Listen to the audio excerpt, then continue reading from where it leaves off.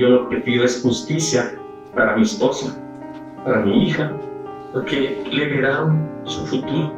Ella tenía un futuro prometedor a mi lado y estas personas que hoy tienen ahí frente se lo destruyeron. Mi hija amaba a los hijos de Catherine.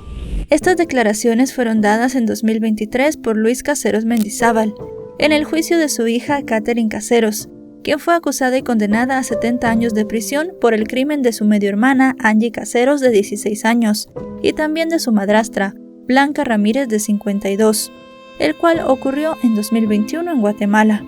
Los motivos para perpetrar el hecho fueron los celos, la envidia y la codicia por una herencia familiar, que la llevaron a fraguar todo un plan junto a otras 3 personas. Si quieres conocer todos los detalles de esta historia, te invito a que te quedes conmigo hasta el final del video. Hola a todos, ¿cómo están? Mi nombre es Lesma, espero se encuentren muy bien. Yo como siempre muy contenta de poder estar un día más aquí con ustedes, muy agradecida de que me estén viendo donde quiera que se encuentren. El día de hoy tenemos un caso sucedido en Guatemala, el de Blanca Ramírez y Angie Caseros. Acompáñenme a ver todos los detalles.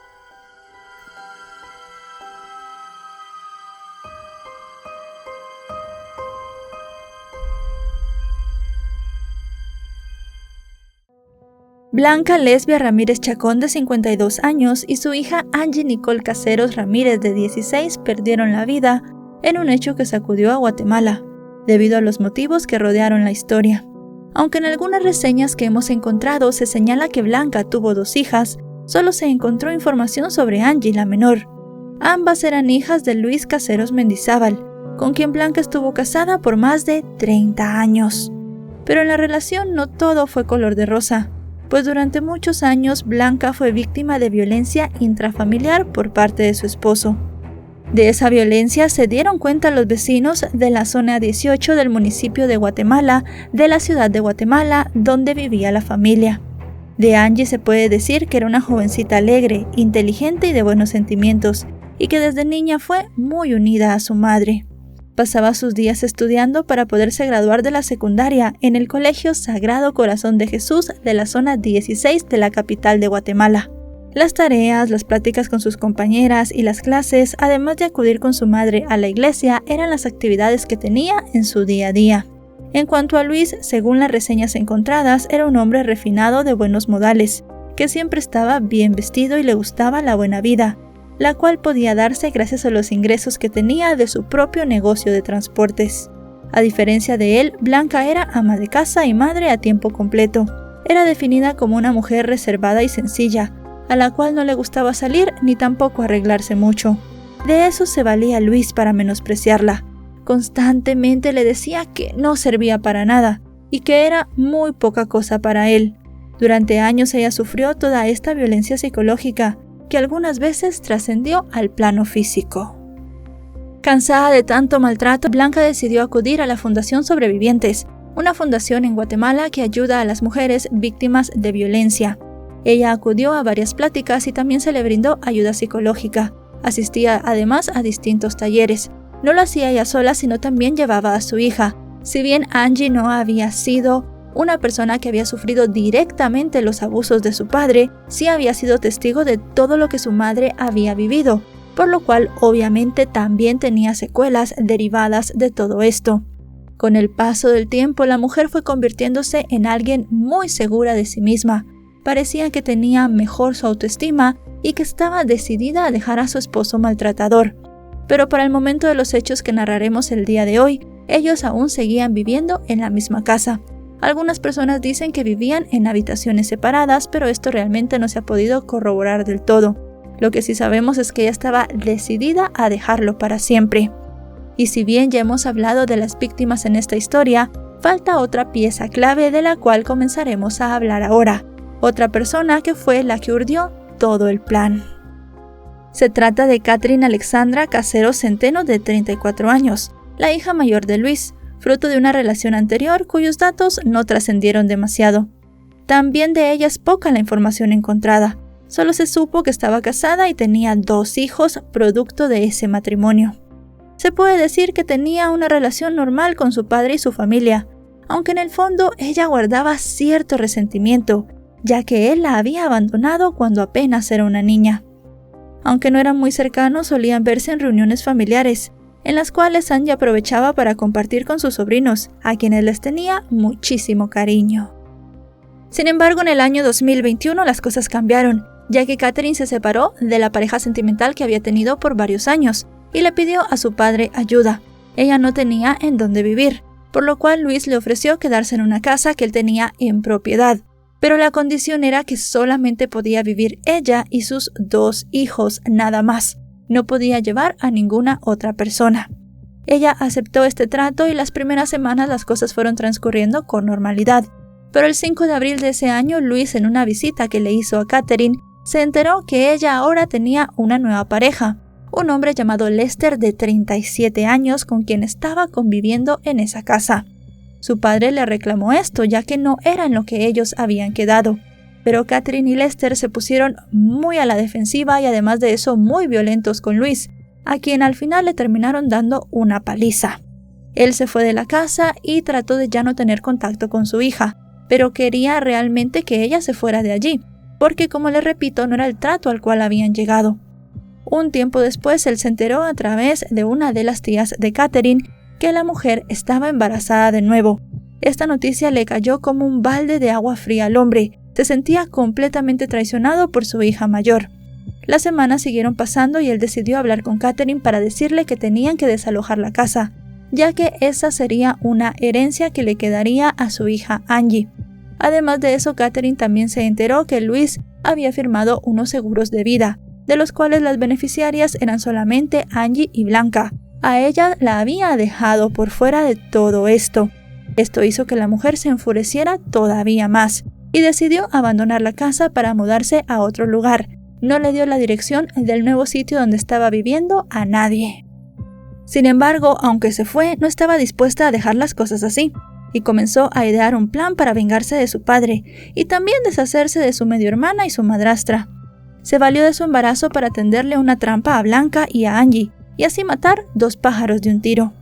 Durante varios días visitó a la casa de su madrastra, a quien le dijo que tenía antojos de distintas comidas típicas. Con esa excusa y supuestamente para que también conociera su nueva casa, la invitó el domingo 5 de septiembre de 2021. Blanca no vio nada malo en este pedido, pues era normal que una mujer embarazada tuviera antojos, y accedió con gusto a complacerla. A pesar de que tenían diferencias por las disputas familiares, ella era una mujer de buen corazón y muy noble. La mañana de ese domingo en la casa de la familia parecía todo transcurrir con normalidad. Luis tenía que trabajar, así que se fue muy temprano, sin hablar con su esposa y su hija, ya que todavía estaban dormidas cuando él se fue. También estaba completamente ajeno a los planes que tenía Blanca, porque ella no se lo había comentado para nada. Luego Blanca y su hija se levantaron, se alistaron y decidieron ir a la cita que tenían con Catherine. Esta fue la última vez que alguien las vio con vida. Las horas fueron pasando y los familiares no tuvieron noticias de ellas, por lo cual decidieron ir a la policía para reportar su desaparición y también para comenzar con las investigaciones de qué les podía haber pasado. En el caso de Blanca se emitió una alerta a Isabel Claudina, la cual fue creada en 2016 y sirve para la búsqueda de mujeres desaparecidas. Y en el caso de Angie se publicó una alerta Alba Kenneth, promulgada en 2010 en Guatemala para los casos de niños y adolescentes desaparecidos. Según las alertas, ellas fueron vistas por última vez en la zona 18. Los compañeros de estudio de Angie y de la Fundación Sobrevivientes, de la cual, como ya sabemos, era miembro Blanca, divulgaron estas alertas en las redes sociales, pidiendo a cualquier persona que diera información sobre su paradero. Sin embargo, los esfuerzos fueron infructuosos, y lamentablemente la búsqueda terminó 3 días después con el peor de los desenlaces. Los cuerpos sin vida de madre e hija fueron hallados el 8 de septiembre en una cuneta en carretera a San Pedro Ayampuc. A eso de las 9:30 de la mañana, los bomberos voluntarios reportaron el hallazgo del cadáver de una mujer. Horas antes se había informado de la localización de otro cuerpo. Ambas víctimas estaban envueltas en sábanas y a pocos kilómetros de distancia una de la otra. El siguiente paso fue llevar los cuerpos a la morgue del Instituto Nacional de Ciencias Forenses, que confirmó que se trataba de Blanca y Angie, cuya identificación se logró a través de las huellas dactilares. El informe forense determinó que la causa de la muerte había sido asfixia y que a ambas les habían quitado la vida con unos sujetadores negros en el cuello. Según las investigaciones, a Blanca le habían quitado la vida el día que desapareció, pero Angie había sido asesinada días después, por lo que se presume vio morir a su madre. También se vio en su cuerpo que durante su cautiverio fue sometida a tratos crueles.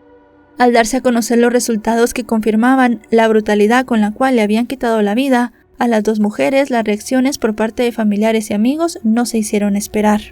Los estudiantes de último año de diversificado del colegio donde estudiaba la joven hicieron un plantón y una vigilia en las afueras del centro educativo para repudiar la muerte de su compañera y de su madre. En medio de la actividad, una de las amigas de Angie recordó el momento en el que la conoció, cuando ambas apenas tenían 9 años. Dijo que ese primer día de clases se sintió insegura, y en ese momento Angie se le acercó para invitarla a salir a jugar con ella. En cuanto a Blanca, la joven señaló que era una mujer ejemplar y cariñosa, y que siempre estaba pendiente de Angie y de acompañarla en todas sus actividades escolares. En medio de las lágrimas, la jovencita pidió que sus muertes no quedaran impunes. Al día siguiente, en medio del dolor y la indignación, ambas víctimas fueron despedidas en un emotivo acto, acompañadas por decenas de dolientes. Mientras sus allegados les daban el último adiós, la Fiscalía contra el delito de femicidio, en coordinación con la sección de femicidio de la Policía Nacional Civil, asumieron el caso e iniciaron las investigaciones. En el inicio de las investigaciones, la policía tomó a Luis como el principal sospechoso del doble asesinato. Al final de cuentas tenía muchos motivos para pensar esto.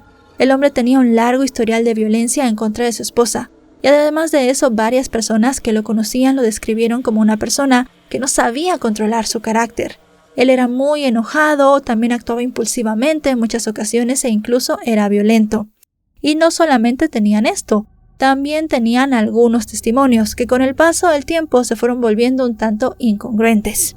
Tenemos que dar aquí el contexto de que en la colonia donde vivía la familia había contratada una empresa de seguridad privada. Esta empresa enviaba varios agentes que controlaban la entrada y la salida de personas de la colonia, hacían distintas rondas y además de eso tenían una línea telefónica para que las personas que vivían ahí reportaran cualquier incidente. También cabe destacar que cuando un vecino reportaba un incidente, la empresa de seguridad privada tenía la obligación de llamar a la Policía Nacional Civil para que también llegaran agentes de la ley y pudieran ver qué estaba sucediendo.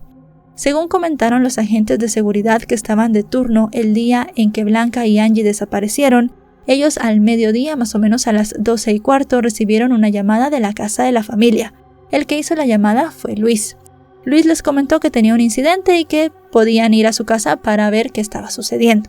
Ellos dijeron que obviamente podían ir y además de eso hicieron la respectiva llamada a las autoridades. Y aquí es que las cosas comienzan a ser un tanto extrañas, o al menos que las versiones no son iguales. Los agentes de seguridad privada dieron una versión a las autoridades. Ellos comentaron que después de que Luis hiciera la llamada se acercaron a la casa. Él abrió la puerta, lo vieron muy nervioso. Dijo que no sabía nada de su esposa y de su hija, pero que en el fondo de la casa ellos pudieron ver a 2 mujeres. Una de ellas era bastante joven y pensaban que estaba herida. Uno de los agentes de seguridad privada le pidió a esta chica que se identificara y ella comentó que era hija de Luis. Supuestamente Luis corroboró esta información. Los agentes no hicieron mucho, esperaron ellos a que llegara la Policía Nacional Civil y se fueron del lugar. Y aquí es que las cosas pues no son las mismas, porque los agentes de la Policía Nacional Civil tienen otra versión completamente diferente. Ellos dijeron a las autoridades que dentro de la casa no había 2 mujeres, que nunca vieron a una jovencita herida, y que sí, Luis estaba muy nervioso y comentó de nuevo que no sabía nada de su esposa y de su hija, pero también dijo que había 2 mujeres que habían querido entrar a su casa y lo habían querido golpear con un bate.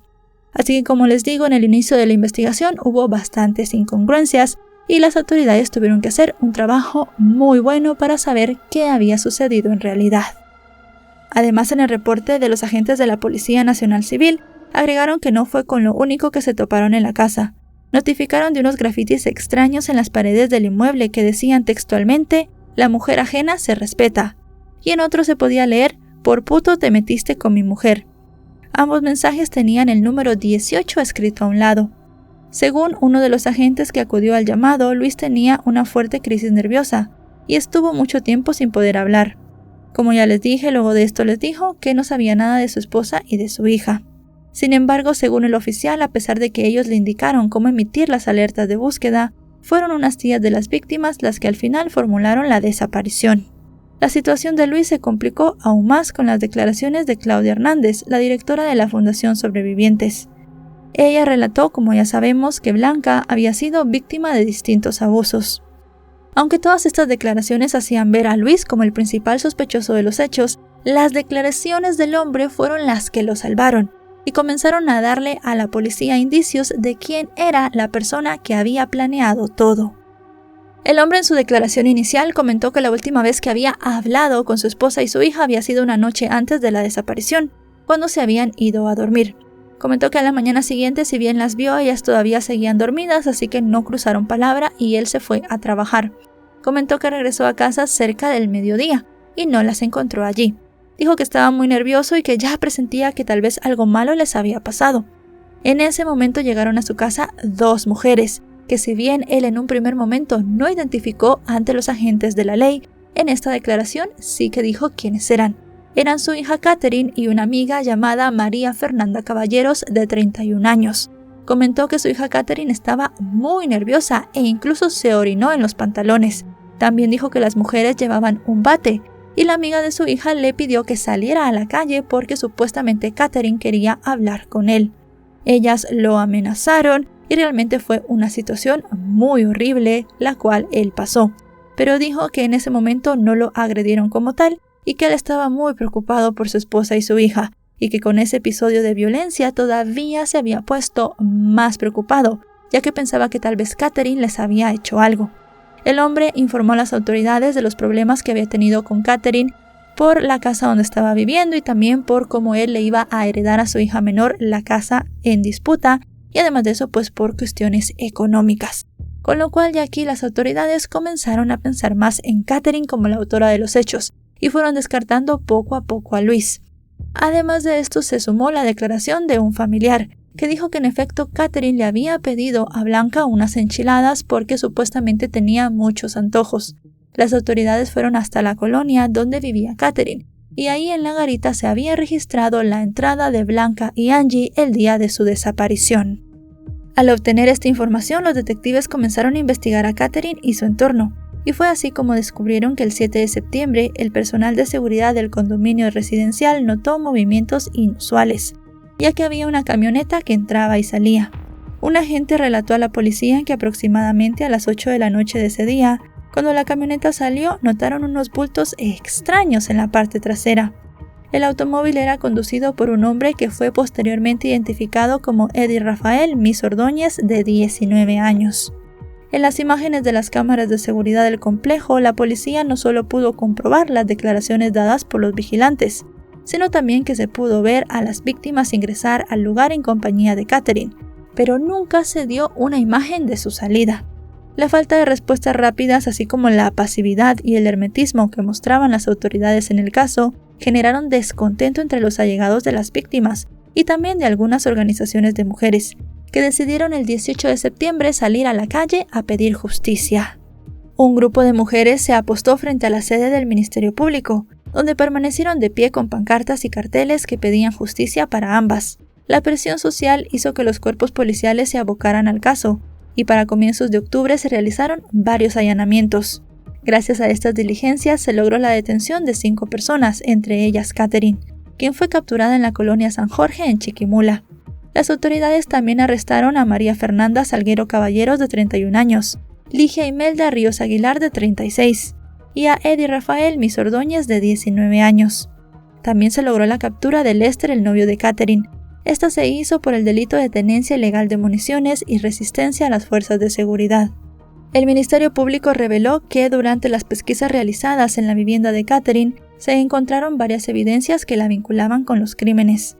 Entre las pruebas encontradas había un arete, un zapato deportivo, una coleta y cabello, además de unos vasos con ADN, cuyo posterior análisis confirmó que pertenecían a las víctimas.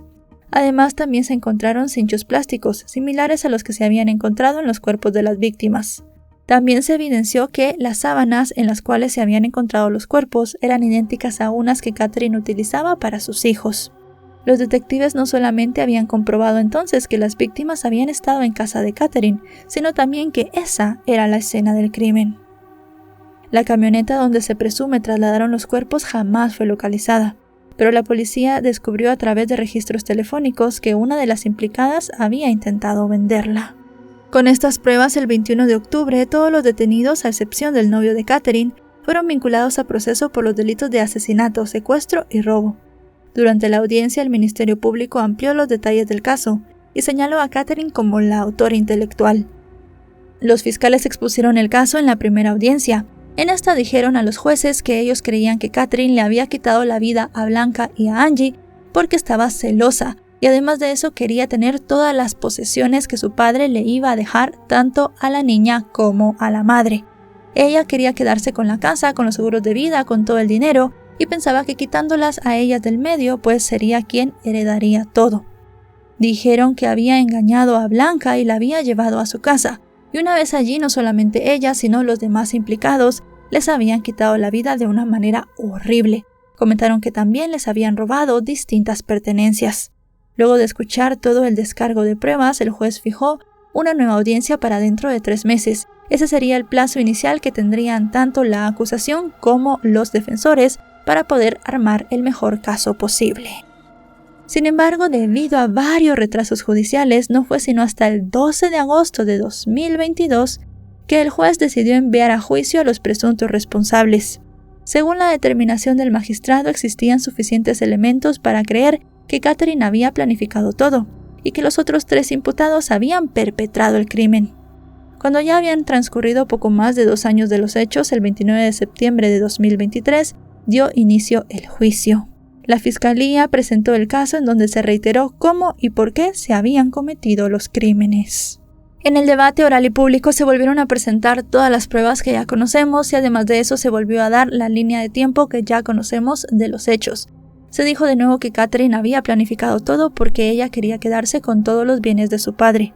Hubo muchas personas que subieron al estrado para especificar que en efecto Blanca y Angie sí habían estado en casa de Catherine. Y una de las personas que subió al estrado dio su testimonio y causó mucha conmoción porque al final era un agraviado en todo esto fue el padre de Catherine. Él subió para decir que no esperaba eso de su hija, que se sentía muy mal por todo lo que había pasado y que quería justicia. Durante su declaración aseguró que había tenido muchos problemas con su hija mayor y que incluso ese día ella había ido hasta su casa a intentar robarle. Tras meses de un intenso debate, finalmente el 15 de marzo de 2024, el tribunal emitió una sentencia condenatoria. Esta tenía penas entre 35 y 76 años de prisión. A Catherine Alexandra Casero Centeno, de 36 años, le dieron 35 años de prisión por cada muerte, un total de 70 años. A Ligia le dieron 76 años, por el delito de asesinato y robo agravado. A María Fernanda, otros 70. Y a Eddie Rafael Mis Ordóñez, 35 años. Al terminar la audiencia, Catherine rompió en llanto y fue consolada por su abogada. Segundos después se acercó al representante de su padre en el juicio y le envió un mensaje en el cual le juró que ella no había sido. Por su parte, María Fernanda y Ligia se mostraron también afectadas, mientras que Eddie salió riéndose de la sala de audiencias. Luego de conocer la sentencia, los abogados representantes del Instituto de la Víctima solicitaron una audiencia para dictar una reparación digna. El tribunal la fijó para el 20 de marzo, pero hasta mediados de abril, cuando estamos realizando esta investigación, no se encontró información al respecto. Un caso verdaderamente triste donde perdieron la vida 2 mujeres que tenían toda una vida por delante. Y bueno, chicos y chicas, hasta aquí el video de hoy. Un caso muy impactante, un caso que realmente dejó estremecida a toda la población en Guatemala y a todas las personas que lo escucharon fuera del país. Un asesinato, un doble asesinato que se dio por la codicia de una mujer que quería quedarse con bienes materiales, los cuales al final no fueron para ella y terminó tras las rejas con todos sus cómplices. Si este video les ha parecido informativo, recuerden dejarle un me gusta, recuerden suscribirse si no lo están. Actualizo 3 o 4 veces por semana y si están suscritos les llegará una notificación cada vez que yo suba un video. En redes sociales me encuentran como LesmaVR. Ahora sí, nos vemos hasta otro caso. Adiós.